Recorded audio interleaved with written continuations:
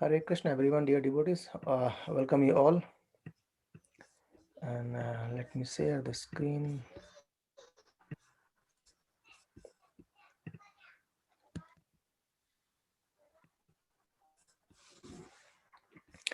I think you can see the screen, isn't it? Yes, we can. Hare- Hare Krishna. So let's chant the prayers. Om Namo Bhagavate Vasudevaya. Om Namo Bhagavate Vasudevaya. Om Namo Bhagavate Vasudevaya.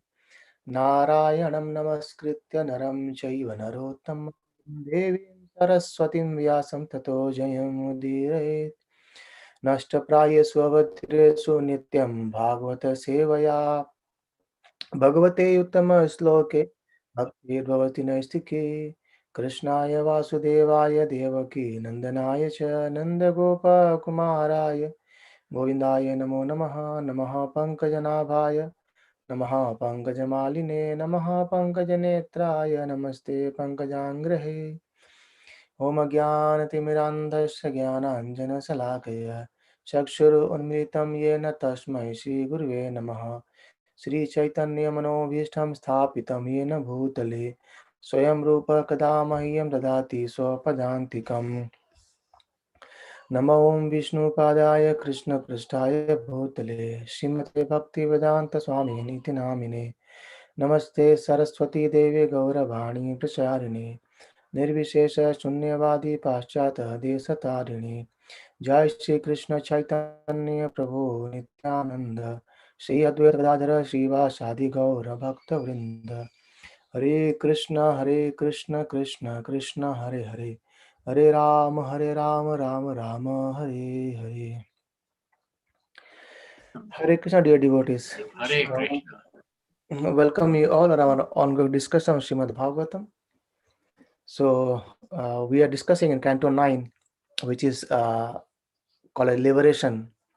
And there are so many small stories in this canto.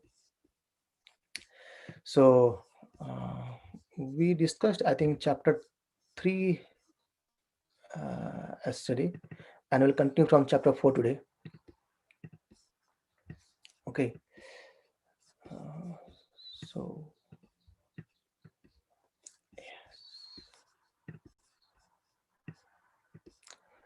what happened?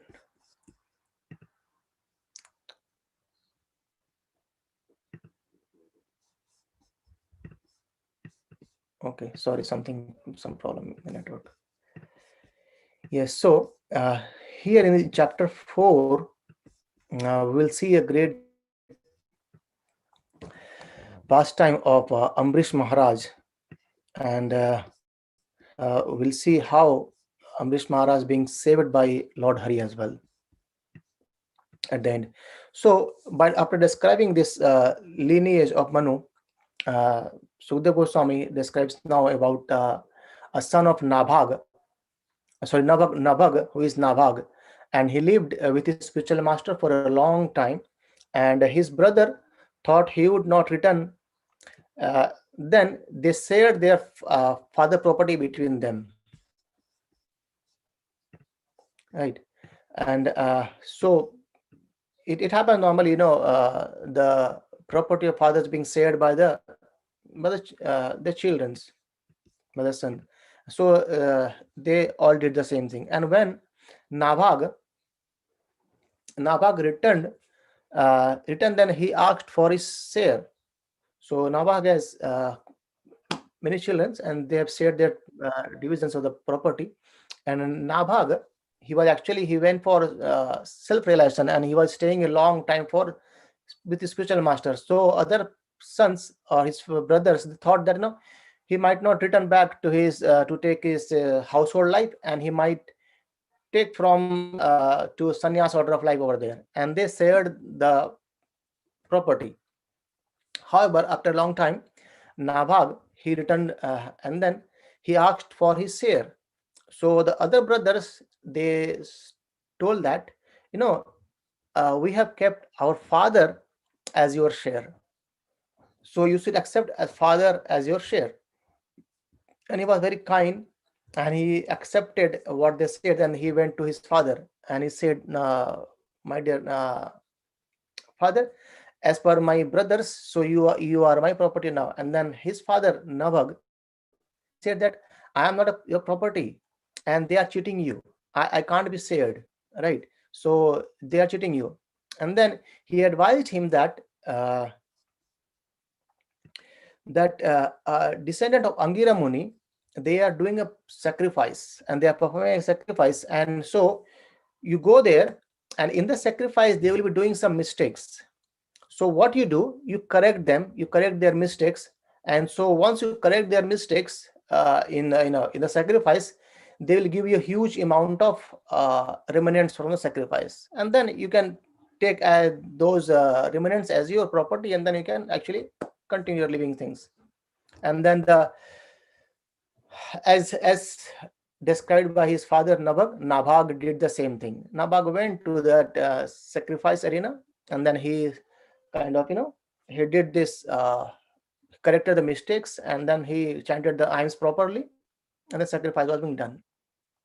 And at that time, so when this all remnant of the sacrifice being offered to Nābhāga, so there came a very, very kind of dark black person, and he said that this all share belongs to me. And then Nābhāga said, no, it's actually is given to me by all this, the rishis who are doing this, the descendant of Angira who are doing the sacrifice, they have given this to me, so this is mine. However, he said that, okay, your father is very great learned person, let's go and talk to him, let's settle over there. And so they both, this black person and Nābhāga, they both came there, and they provided the proposal to his father, saying that Nābhāga told that this black person is correct. So as this black person is correct, then Nābhāga, after hearing his father, he accepted the same thing, and he said, okay, as my father says, so it's your now, nothing is mine. So Nābhāga was so detached as well. Though he got, even earlier his share was been taken away by his brothers, he was all satisfied. They were given father as his share, he also satisfied. His father Nābhāga advised him to go to the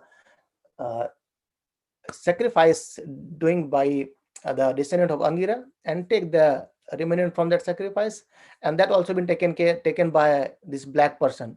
Then also he became satisfied, and this black person was none other than Lord Shiva. So Lord Shiva, by seeing this truthfulness and very detached of this Nābhāga, and he became very pleased.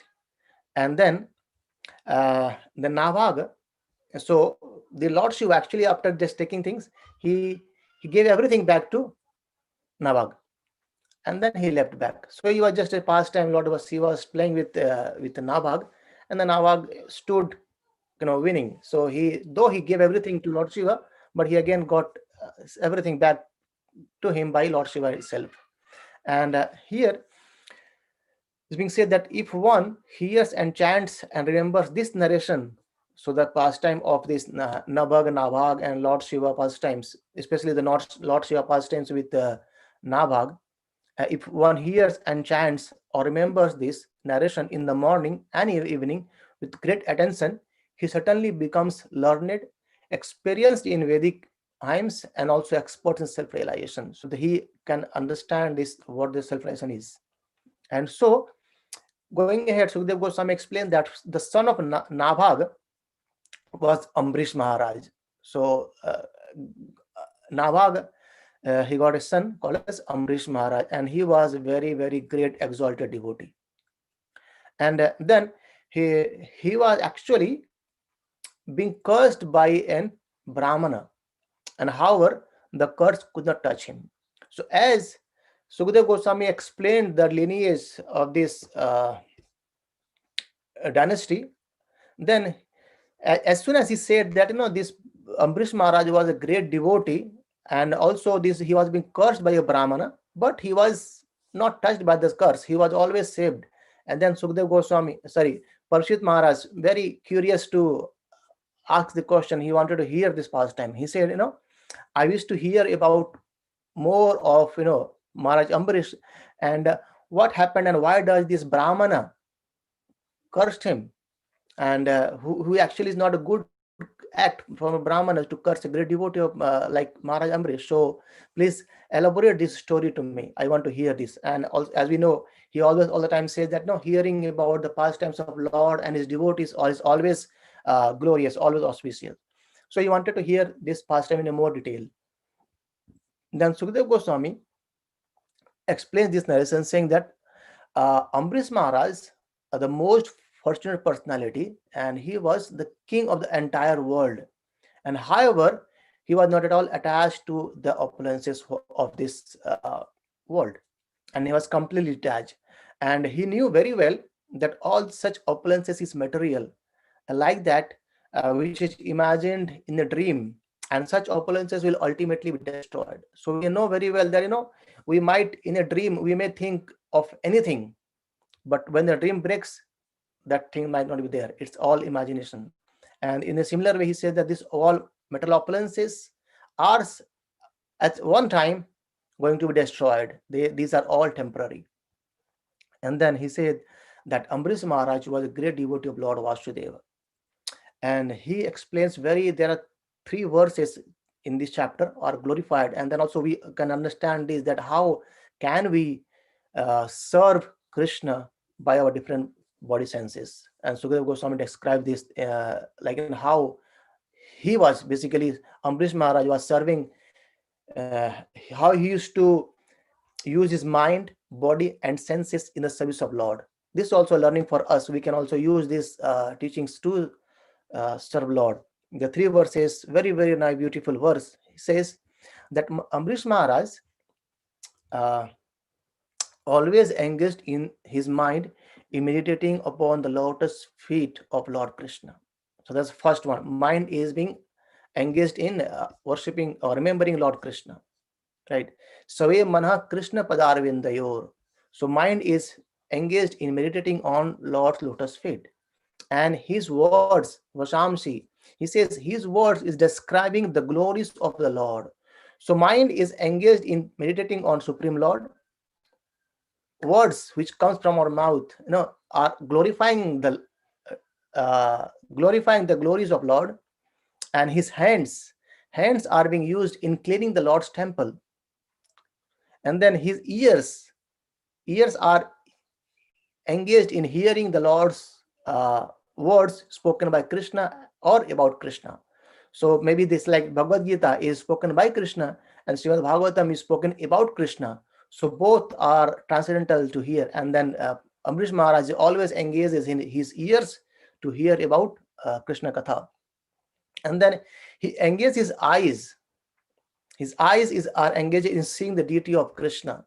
So, we studied as well, how we can see the Krishna's deity form from his feet to ankles, to nails, to thighs, to navel. In a similar way, he was engaging his sense of eyes to see the beauty of Krishna, right? And then he says Krishna's temples and Krishna's place like Mathura and Vṛndāvana. So he used to seize all the places like the deity of Krishna, as well as the temples, as well as the places like Mathura and Vṛndāvana. So visiting holy places, looking around the holy places, seeing the deities, seeing the temples are being engaged, like Ambarīṣa Maharaj engaged his eyes in doing these shows. And then he engaged his senses of touch in touching the bodies of Lord's devotee. So embracing devotees kind of thing. Right? And then he engaged his sense of smell in smelling the fragrance of Tulasi offered to the Lord. So if you see all the time, Tulasi is being offered to Lord's lotus feet as well. And he was engaging in his sense of smelling the fragrance which comes from Tulasi. And then he engaged his tongue, the sense of tongue, or to test. He engaged in testing the Lord's prasad. So Lord prasad, in Hindi it says prasad, Prabhu ke sakshat darshan. So that's how we can say as Lord prasad as well. So prasad is actually seeing Krishna himself. So prasad is a mercy given by Krishna to us, by which we can actually nourish our whole body. Right? That's how important prasad. And he uses his tongue to test the prasad. And then he engages his legs in walking to the holy places and temples of the Lord. And his head is bowing down before the Lord, and all his desires in serving Lord. And 24 hours a day, so in 24 hours a day, he used to use all his senses, from mind, from eyes, from ears, from nose, from tongue, hand, legs, everything are being used in the service of Lord, right? And indeed, so there was some continuous saying, indeed, Mahārāja Ambarīṣa never desired anything for his own sense gratification. He engaged all his senses in devotional service in various engagements related to the Lord, and this is the way to increase attachment to the Lord and be completely free from all material desires. So, it's very, very difficult to give up material desires. However, if we somehow or other cultivate towards looking, or using our senses towards Lord's lotus feet, then the material desires will definitely slowly, gradually goes away. There is a nice verse comes in Nectar of Devotion. It's being says, ena tena prakarena manah Krishna niveshita. So by any other means, whatever it's being said, by hook or by crook. So what the way you find it? Ena tena prakarena manah Krishna niveshita. Engage your mind in Krishna. Either you follow karma yoga, try to engage your mind in Krishna. Dhyana yoga, try to engage your mind in Krishna. Karma, even Jnana yoga, try to engage your mind in Krishna. Right. So in the similar way, Ambrish Maharaj was completely engaging his own senses, like hand, legs, eyes, ears, tongue, everything to the service of Supreme Lord. And then he said that the citizens of the kingdom were always pleased by Ambrish Maharaj, and also they are always engaged in chanting and hearing about the glories of Lord. So it's like, if the kind of head is nicely doing the services, so definitely the others will be following him. So like a gentleman who is very renounced, or very maybe you cannot announced, we can say very elevated or highly qualified, and he follows, the others men also follows him. In the similar way, Ambrish Maharaj, a king, he was always engaged himself in this activity of devotional service. So is the citizens were engaged in chanting and hearing about Lord's pastime. And then he says that even they never aspire to be elevated to a heavenly planet, which are extremely dear even to the demigod. So Mahārāja Ambarīṣa was so, even the citizens of Mahārāja Ambarīṣa was so purely engaged in devotional service that they do not even aspire for heavenly planets, right? And they have completely surrendered to Lord and gradually give up all material attachment. So Mahārāja Ambarīṣa was completely renounced, though he was ruling the kingdom, but there is no attachment for him. And Ambrish Maharaj, after ruling a long time, gave up all the attachment to the household affairs, his wives, children, friends, and relatives, and to the best of powerful elephants, beautiful chariots, carts, horses, and jewels, ornaments, garments, and treasury, everything. And he gave up all attachment to all of them, and regarding them as temporary and material. So these things, whatever we get, these are temporary and material. By saying this, he gave up all the attachment towards these things. And Prabhupada says that material possessions can be accepted as far as they can be used in devotional service. So we might think, so do you need to give up our home? Do you need to give up our lavish car or others? No, it's not that. Prabhupada mentions that anything whatever we have, it can be used in the service of Supreme Lord. I'll share an example. Maybe Beatles. Okay, maybe we'll come that example sometime later on. So the point is, whatever. Sorry. John Lennon? No. Somehow I missed the name. So he has gifted the manner. Oh my goodness.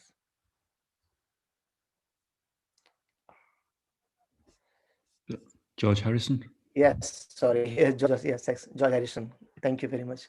Somehow it skipped my mind. So George Harrison was a kind of a great artist. He was a great singer, isn't it? And he somehow or other came in contact with Prabhupada. And Prabhupada, he thought to give up everything, though he was so much, a well-known personality in this, in worlds. But he wanted to give up everything and come to Krishna consciousness. Prabhupada says, no, you don't have to give up anything. Whatever you have, you can do in there. And then he sang songs of Hare Krishna as well. And then he became more glorified, more famous as well. And then he used this his own money, and others donated a huge land in London, and that's the temple we see in Bhaktivinoda Manor. So the thing is that the thing what comes to us has nothing wrong, but the problem is we don't use that in devotional service. If we can use those things in our devotional service, it becomes glorious. So Prabhupada clearly mentioned that having material possessions can be accepted, but if you should try to use those in devotional service as well. That makes a lot of kind of better, rather than just trying to enjoy those things. And then to worship Lord Krishna, Mahārāja Ambarīṣa, along with his queen, who were actually very qualified too, and they observed the vow of Ekādaśī and Dvādaśī for 1 year. They observed a vow for doing Ekādaśī and Dvādaśī. So to observe the Vrat of Ekādaśī and Dvādaśī means to please Supreme Personality of Godhead. So this Ekādaśī Vrata is actually just to please Supreme Lord. Right? It's called as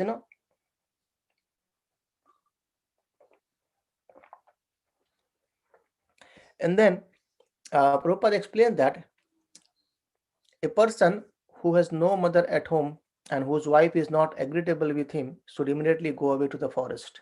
And because human life is meant for self-advancement only, and a wife also must be helpful in this endeavor. So as Ambrish Maharaj and the queens, they were also following Ambrish Maharaj as well. So Prabhupada mentioned that a household life should be in a very tune, and both should be going ahead towards the same self-realization process, right? And then he had actually so after following the Ekādaśī Vrata, and he made it very opulently. He satisfied all the guests, brāhmaṇas, and he gave so much charity, and he bathed the deity and was about to observe the end of Ekādaśī with the permission of brāhmaṇas. So it's the Dvādaśī day. After fasting for Ekādaśī, he was about to break the Dvādaśī fast, and before that he gave so many things to the brāhmanas, to the guests, and so many things. And by the permission of brāhmanas, he was just about to break the fast. And at that time, brāhmana named as Durvāsā Muni. So Durvāsā Muni, the great powerful mystic rishi, also he appeared there on the scene, right? And I think Durvāsā Muni is also called as the Ansa of Lord Shiva avatars. So Ambrish Maharaj, he welcomed very nicely to Durvāsā Muni and gave him seat and also worshipped. And he actually requested Durvāsā Muni to sit and have prasadam, so that once he satisfied, then he can actually break the fast. So he was following the principles to please the guest first, and then he can break this fast. However, Durvāsā Muni accepted the request of Ambrish Maharaj, but before eating, he wanted to do his some rituals, and he went to river Yamuna and to perform his some ceremonies, some ritual ceremonies. And however, he did a bit late while coming back from river Yamuna. And in the meantime, the Parna time, the time for breaking the fast of Ekādaśī on Dvādaśī day, that was taking. It was going, very nearing it. And then what to do? Right now, if he eats something to break the fast, it's wrong. It is offense to Brahmana, because the Brahmana or the Durvāsā Muni is not being satisfied yet. He is not being fed yet. And if he breaks the fast of Ekādaśī, if he doesn't break the fast on time of Dvādaśī, then also he is doing an offense to Ekādaśī Vrata as well. So then king discussed with Brahmanas, and as he has to wait for return of Durvāsā Muni from Yamuna, if he does not wait for him and break the fast, it will an offense to, at the same time, if he does not break the Ekādaśī fast, that is going to have flaw in his fasting as well. So Ambarīṣa Maharaj decided in the presence of Brahmanas to drink water. He said that according to a Brahmanical opinion, drinking water may be accepted as eating and also not eating too.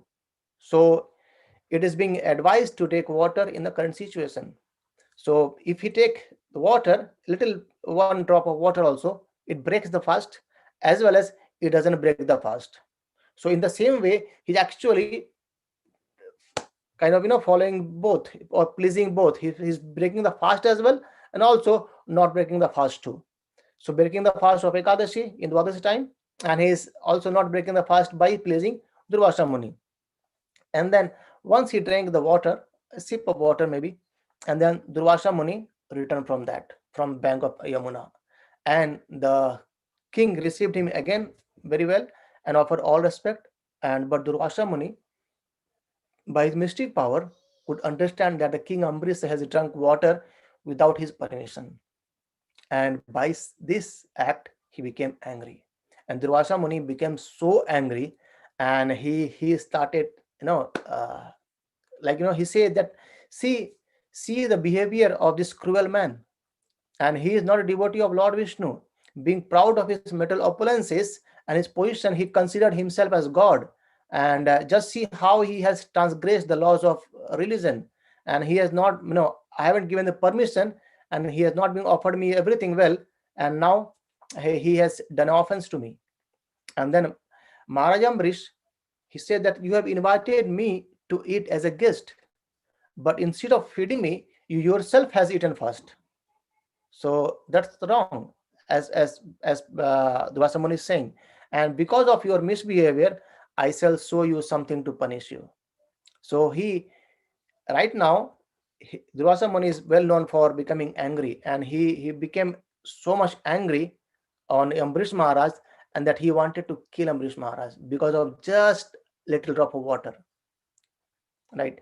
Maybe this is a plan of Krishna to show all the mercies to all, and to know, we can know this glorious of this Dvādaśī and Ekādaśī Vrata as well, and how Lord Vishnu helps the devotees. And what happened after that? Durvāsā Muni became so much angry, and he pulled some bunch of hair, and then he created a demon named Kritya. And Kritya was being created by Durvāsā Muni to kill Ambarīṣa Maharaj. So that he was a huge actually demon, and the demon taking a trident in his hand, and he started running towards Ambarīṣa Maharaj, and he was like a blazing creature, some fires coming from his mouth as well, and he was running towards Ambarīṣa Maharaj. But the king or Ambarīṣa Maharaj, upon seeing him, was not at all disturbed and did not move in a single step. He was just standing at the same position, no movement of that. He was completely satisfied over there, all tolerant. Nothing has happened, as if like, okay, no worries, if he kills me, I'm fine as well. And thus he says that as fire in the forest immediately burns to ashes an angry snake, so by the previous order of Supreme Personality of Godhead, his disc Sudarśana chakra immediately burned to ashes the created demon to protect the Lord's devotee. So as Ambarīṣa Maharaj was standing there, and the Kritya was coming to kill Ambarīṣa Maharaj, and Ambarīṣa Maharaj didn't move a single step from there, and neither he was afraid of this. And at the same time, Sudarśana chakra appeared and he killed Kritya. So Kritya was being killed by the disc of Lord Hari, Sudarshan Chakra. Sudarshan Chakra is again a person. He is a person in the spiritual world, and he acts on the order of Lord Vishnu.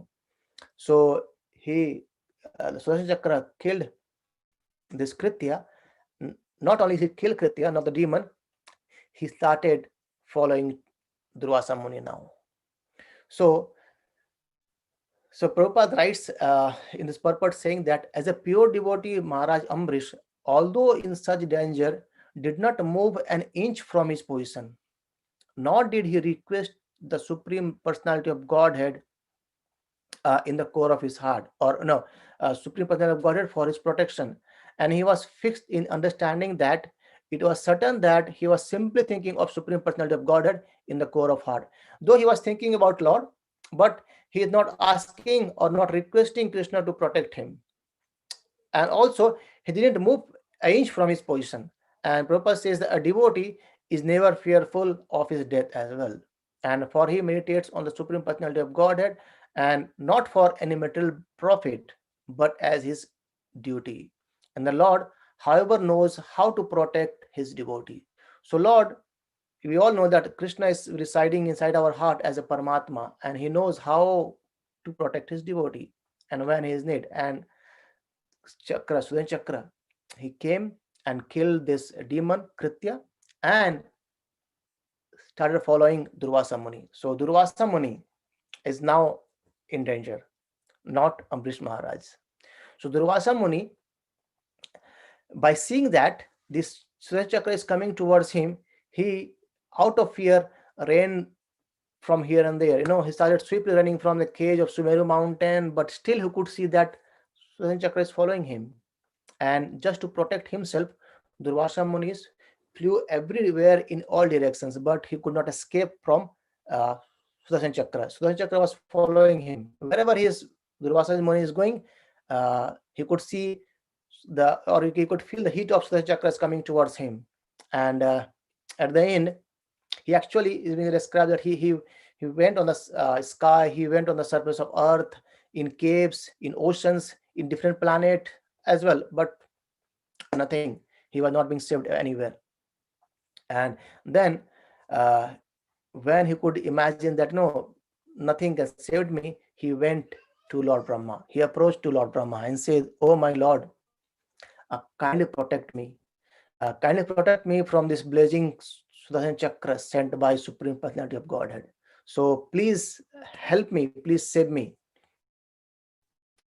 And Lord Brahma again, he says, it is Sudarshan Chakra, I can't give you shelter. And he refused his shelter, saying that we all are dependent of Lord Vishnu only. So let's go. And then Durvāsā Muni, when he understood that Brahmaji is not going to save him, and he has no time, Sudarshan Chakra was following him back, and he went to Lord Shiva. And Lord Shiva also refused and advised him to see Lord Vishnu. Lord Shiva also say, okay, just go and take shelter of Lord Vishnu. He can only do something. We can't do anything. And then he said that you should simply approach Supreme Personality of Godhead to get relief. So Lord Shiva advised him to go to Lord Vishnu. And this Sudarshan Chakra, which is intolerable even to us, so just go and take shelter of Lord Vishnu and go to Lord Vishnu. And he said that he will certainly be kind enough to bestow all good fortune unto you. So you go and take shelter of Lord Vishnu. Lord Vishnu will help you out there. And Durvāsā Muni reached Vaikuntha. And when he reached Vaikuntha, devotee explains that the Vaikuntha means there is no miseries, right? But Durvāsā Muni was in a state of misery where he reached Vaikuntha. And he fell at the lotus feet of Lord and said that, O infallible, unlimited Lord, protector of the entire universe, you are the only desirable objective of all devotees. I am a great offender of my Lord. Please give me protection. So he glorified Lord by saying that you are infallible, unlimited Lord, protector of all the universe, entire universe, and you are all the devotees, they desire to see you. So and I am a great offender. So my Lord, please give me protection. And he asked for his protection.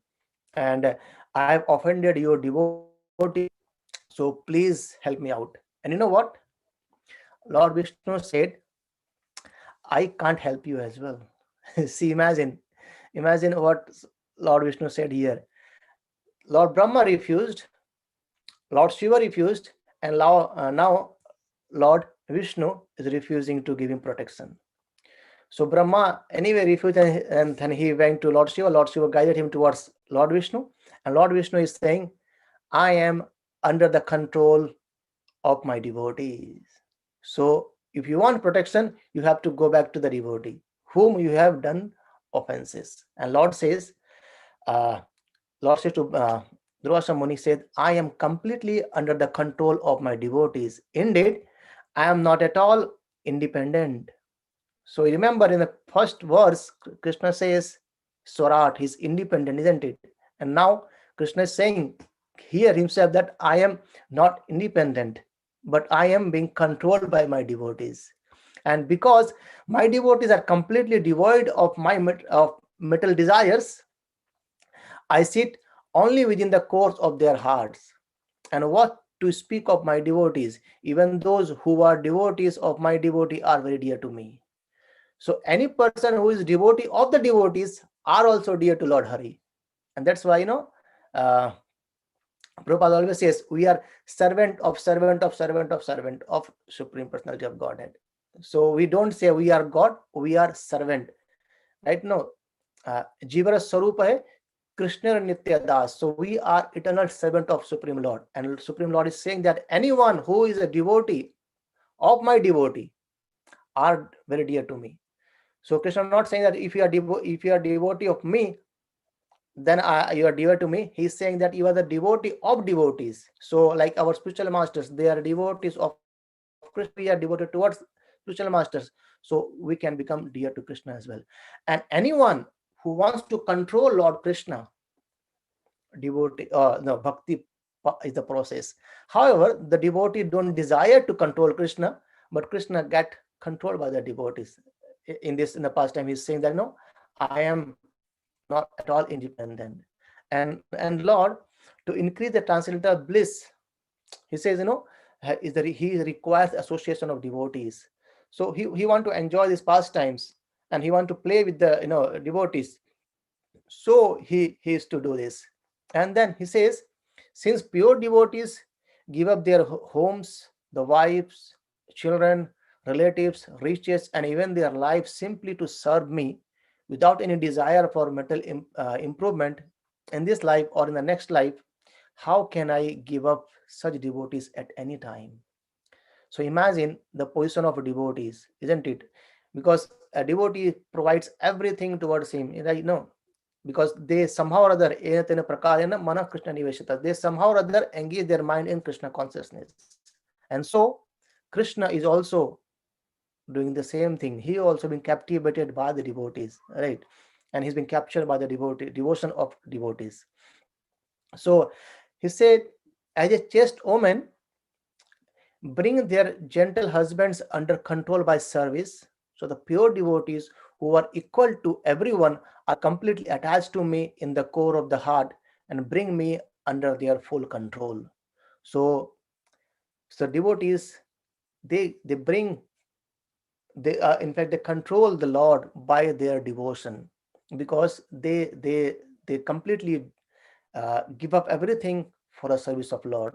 Even if whatever they have, they also try to use everything in the service of Lord. If we see that how Ambarīṣa Maharaj uses his whole body, the senses of sight, eyes to look at Krishna's temples, to the dhamas, to taste the tulsi, to smell the tulsi, to taste the prasada, to hear Krishna katha. So all the senses of Ambarīṣa Maharaj or pure devotees are actually being engaged in the service of Lord, and hence Krishna also does the same thing.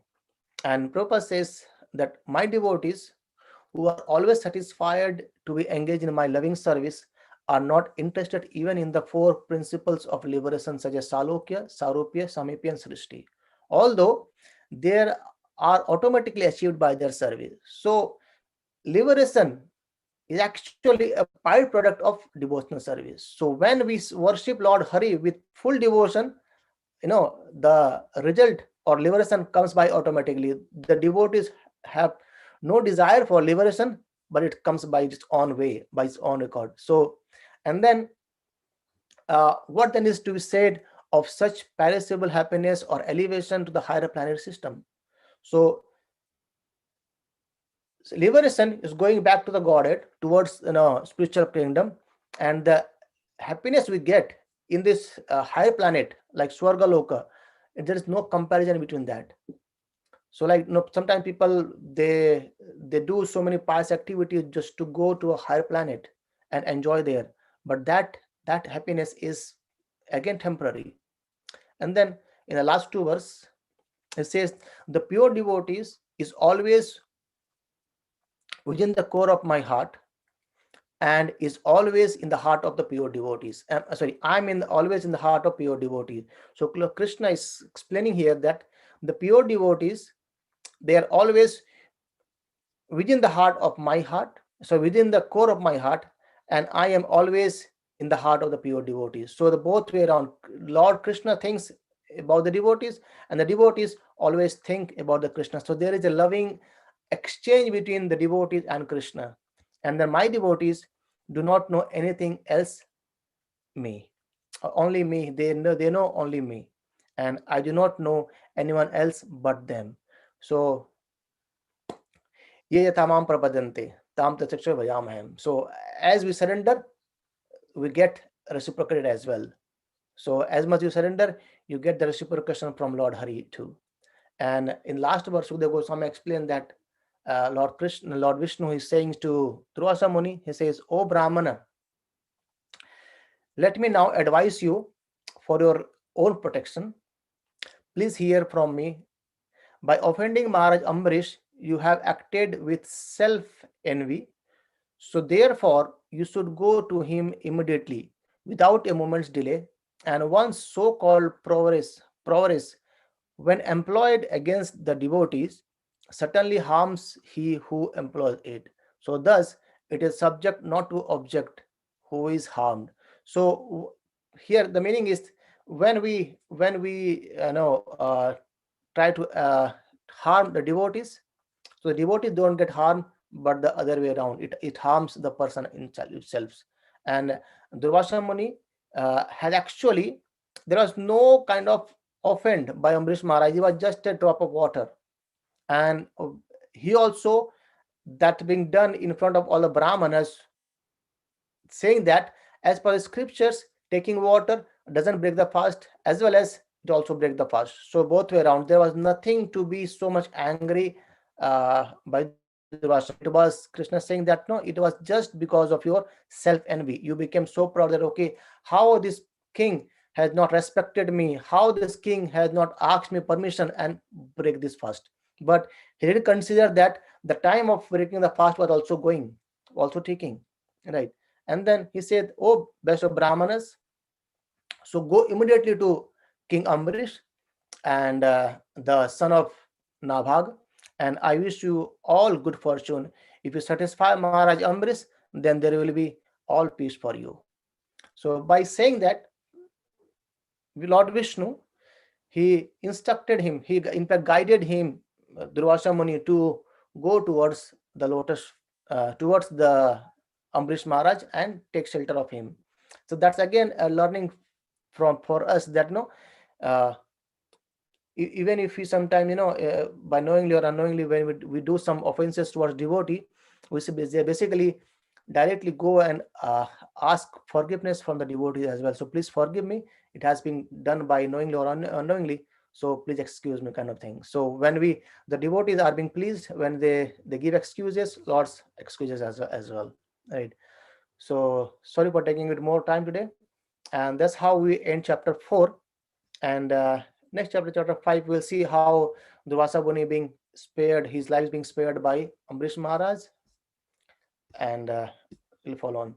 Any thoughts or any comments or any questions, please let me know.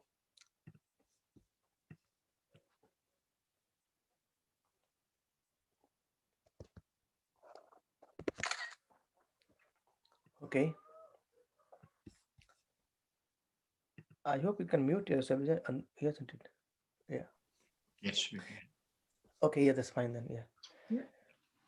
Okay. Okay, so we'll see you tomorrow. We'll continue with the same. Grantharaj Srimad Bhagavatam ki, Jai. Shri Prabhupada ki, Jai. Ananta Koti Vaishnava Vrinda ki, Jai. Hey.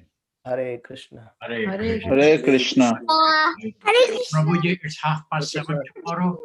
Tomorrow is Thursday. Yes, tomorrow Thursday, 7:30. Yes. Yes. Yeah, thank you. Oh, uncle is reminding you.